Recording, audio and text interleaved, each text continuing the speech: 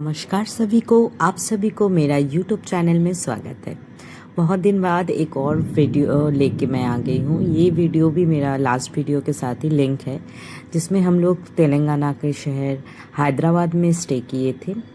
हैदराबाद जब हम ज्योतिर्लिंग दर्शन करके वापस आए तो हमें हैदराबाद 2 दिन स्टे करना था। उसके बाद हमें रिटर्न कोलकाता के लिए आना था। तो हैदराबाद में आते ही हम लोग पहले होटल में चेक इन कर लिए। बहुत अच्छा होटल था, साफ़ सुथरा था और एकदम मार्केट के ऊपर ही था। आप लोग देख सकते हैं यहाँ पर। और यहाँ पर थोड़ा सा कुछ चीज़ें ऐसा था कि जो आलीशान निज़ाम का शहर है, तो निज़ाम के शहर की रौनक ही अलग है। बहुत सुंदर सुंदर होटल में भी मिरर, झूमर कुछ जगह पे हम लोग देखे। बहुत सुंदर था होटल। और उसके बाद हम लोग इवनिंग में निकल गए। ये देख सकते हैं पर्ल सिटी के नाम से प्रसिद्ध आपका हैदराबाद सिटी का ये एक आइकॉनिक प्लेस है। इसके बाद हम लोग चले गए मंडी हाउस, जो मंडी शवरमा खाने के लिए फेमस है। यहाँ पर आप बहुत तरह का शवरमा ट्राई कर सकते हैं। इसके अलावा भी बहुत तरह का डिश आपको यहाँ पर मिल जाएंगे। हाँ, ये थोड़ा सा वहाँ पर टाइमिंग लेके जाने से अच्छा रहता है, क्योंकि वहाँ पर सिटिंग अरेंजमेंट बहुत सुंदर रहता है। नीचे बैठ के चौपाई पे खिलाया जाता है। बहुत कुछ वीडियो में दे भी नहीं पा रहे, क्योंकि वीडियो भी लंबा हो रहा है। उसके बाद अगले दिन हम लोग मॉर्निंग में चले गए यहाँ का एक बहुत फेमस म्यूज़ियम, सालारजंग म्यूज़ियम देखने के लिए। सालारजंग म्यूज़ियम के लिए आपको वहाँ पर जाके ही टिकट लेना होता है, और भीतर में आप कुछ भी खाने पीने का चीज़ लेके नहीं जा सकते हो। 4th फ्लोर का ये एक 4-5 मंजिला एक बहुत बड़ा म्यूज़ियम है। मैं इंडिया का और भी हिस्सों में घूम चुकी हूँ और जगह का म्यूज़ियम भी देखी हूँ, लेकिन सालारजंग म्यूज़ियम बहुत ही बड़ा म्यूज़ियम है। और इसको पूरा CRPF से इसका चेकिंग वगैरह, एंट्री और एग्ज़िट में पूरा बहुत मैंने बारीक से चेकिंग करके ही घुसने देते हैं। आप कुछ भी बाहर से लेके नहीं जा सकते हो। अंदर में आपको कहीं कहीं पर कैंटीन भी मिल जाएंगे किसी फ्लोर में, और पानी का भी व्यवस्था बहुत अच्छे से है। बच्चे लोगों को ज़रूर लेके जाना चाहिए।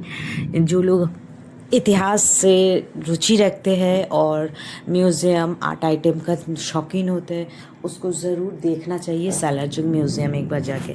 यहाँ पर देश विदेशों से बहुत सारी चीज़ें, इंटीरियर का, क्रॉकरी आइटम, खाने पीने का जो बर्तन वगैरह, फिर वॉल डेकोरेशन का चीज़ें, अलग अलग देशों का बहुत सुंदर संस्कृति को यहाँ पे दर्शाया गया है। सालारजंग 1, सालारजंग 2, सालारजंग 3 का बहुत ही एक बड़ा एम्पायर था हैदराबाद में। बहुत अमीर थे ये लोग, और इनका पूरा प्रॉपर्टी यहाँ पे ये जो प्रॉपर्टी है ये इन्हीं का नाम से है। बाद में ये लोग विदेश चले गए, और इनका जो यूज़ किए हुआ सामान है और कुछ निज़ाम का भी है यहाँ पर शोकेस किया गया है।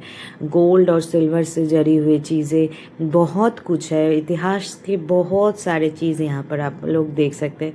और इसको घूमने में आपको करीब 2 से 3 घंटा तो ज़रूर लगेगा अच्छे से, अगर आप एक्सप्लोर करना चाहें तो। कोशिश कीजिएगा कभी भी हैदराबाद सिटी में घूमने जाइए बच्चे फैमिली के साथ, सालारजंग म्यूज़ियम ज़रूर देखना चाहिए। और यहाँ पर एक एक रूम अलग अलग कल्चर, अलग अलग चीज़ें दर्शा रहा था। इतना कुछ था कि कितना ही आप फ़ोटोज़ वीडियोज़ लोगे, कैमरा भर जाएंगे, इस तरह का मेमोरीज फुल हो जाएगा। देश विदेश से सालारजंग जो थे वो इतना बड़ा व्यापारी था कि उनका पूरा यूरोप, एशिया और मिडिल ईस्ट, चाइना, जापान, हर जगह का सामान उनके घर में व्यवस्थित रहते थे, और वो लोग यूज़ भी करते थे। तो यहाँ पर हर तरह का चीज़ देख सकते हैं, धातु का, मेटल का, और वुडन वर्क, बहुत तरह का स्टोन वर्क, बहुत हर एक चीज़ का आप लोग यहाँ पर अलग अलग फ्लोर में अलग अलग दर्शाया गया है। और इवन वहाँ पर अलग अलग सेक्शन भी बनाया गया है कि हर देश का अलग कल्चर का चीज़ें वो लोग जो यूज़ करते थे, उनका जो पर्सनल कलेक्शन का था, वो सारा वहाँ पे दर्शाया गया है।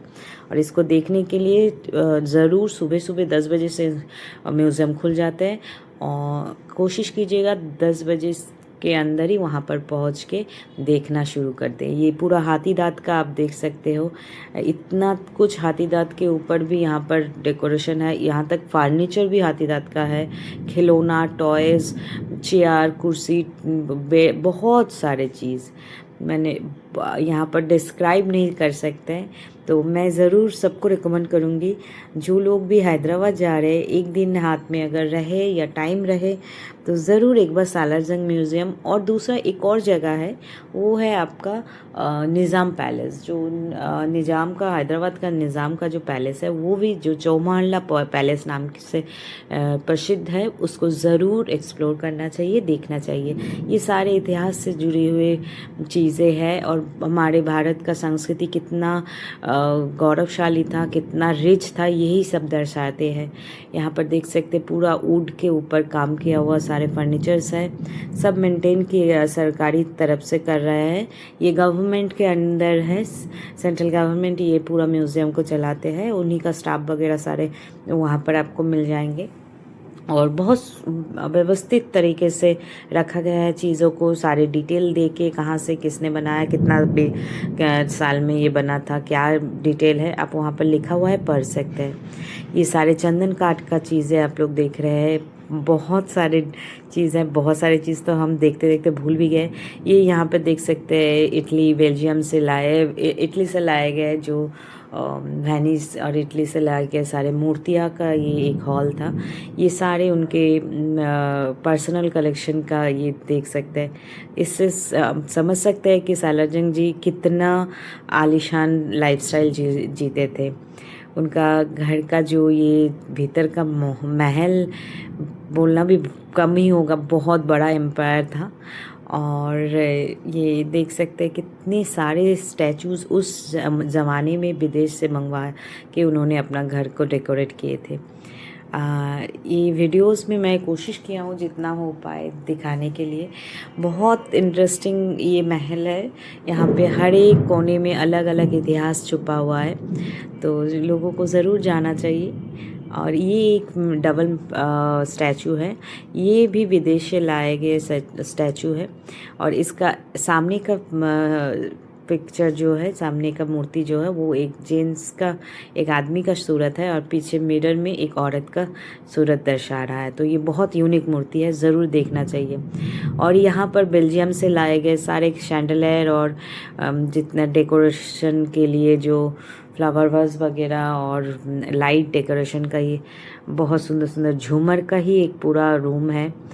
बहुत ही आलीशान झूमर यहाँ पर, ये ज़्यादातर बेल्जियम और बाहर के देशों से मंगवाए गए चीज़ें हैं।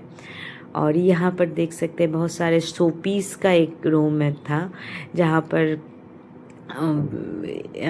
रोम, इटली, वेनिस, यूरोप के विभिन्न शहर से लाए गए जितने सारे शैंडलियर और फ्रूट्स बोल और शोपीस यहाँ पर शो किया गया है। तो इस तरह से उनके वहाँ जो ये म्यूज़ियम है, इसके हर एक रूम अलग अलग देश का चीज़ें जो उन्होंने कलेक्ट किए थे उसका शोकेस किया गया है। तो और बाहर से आपको लिखा हुआ मिल जाएगा कि यहाँ पर इस रूम में कौन सा देश का शोपीस वगैरह कलेक्ट किया गया है। तो बहुत बड़ा बड़ा हॉल है, बहुत सुंदर ये जगह है, ज़रूर जाना चाहिए। तो इसके बाद हम लोग यहाँ से निज़ाम पैलेस के लिए, जो चौमहला पैलेस है, उसका भी वीडियो हम शेयर करेंगे। लेकिन ये एक बहुत ही सुंदर सा म्यूज़ियम है, तरह तरह का फ्लावर, ये लाइट का ये है, अलग अलग कलर का झूमर जो बाहर के देशों से स्पेशली ऑर्डर देके बनवाए गए थे उस समय पे। और चीन, जापान, कोरिया, ये सारे देश का भी बहुत सारे शोपीस, बहुत बड़े बड़े पॉट्स जो उस समय यूज़ करते थे डेकोरेशन के लिए, अलग अलग रूम में दिखाया गया है। इवन उस कल्चर का, चीन जापान का कल्चर के हिसाब से फर्नीचर भी उसी तरह का यहाँ पर दर्शाया गया है। हमारे भारतीय संस्कृति का तो अलग ही है, और ये दूसरे संस्कृति में किस तरह का फर्नीचर यूज़ करते थे वो उनका भी शौकीन थे, तो वो भी कलेक्ट करते थे अपने घर के लिए, शो के लिए। और ये बहुत एक अच्छा म्यूज़ियम देख के हम लोग निकल पड़े। ये आप देख सकते हैं, ये एक बहुत बड़ा झील है जो हुसैन सागर लेक नाम से प्रसिद्ध है। हुसैन सागर लेक में भी आप इवनिंग के टाइम में जाइए तो बहुत अच्छा लगेगा। बहुत सुंदर वातावरण है, लेक में बोटिंग भी होता है और उसके लेक के बीचों बीच एक बुद्धा का स्टैचू है जहाँ पर लाइट एंड साउंड शो होता है। यहाँ से निकल के हम लोग पहुँच गए स्वर्णगिरी। वहाँ पर जाने के लिए हमें 2-3 बस चेंज करके बहुत इधर उधर अरेंज करके वहाँ से कुछ दूरी पे है। ये भी तेलंगाना डिस्ट्रिक्ट में ही पड़ता है, लेकिन हैदराबाद मेन सिटी से आपको समय लगता है जाने में। ये स्वर्णगिरी पहुँचते आप एक बहुत सुंदर मिनी बालाजी टेम्पल देख सकते हैं। तिरुपति बालाजी हम लोग जाते रहते हैं और ये एक बहुत ही अनोखा नया मंदिर बना है और ये यहाँ पर जल नारायण के रूप में विष्णु जी को दिखाया गया है। बहुत सुंदर है। यहाँ का डेकोरेशन पूरा चारों ओर से मंदिर से घिरा हुआ है और बीच में जल नारायण का एक बहुत सुंदर आइडल है और शाम के समय यहाँ पर आरती होता है, पूजा होता है, उसका अलग ही लाइटिंग वगैरह रहता है।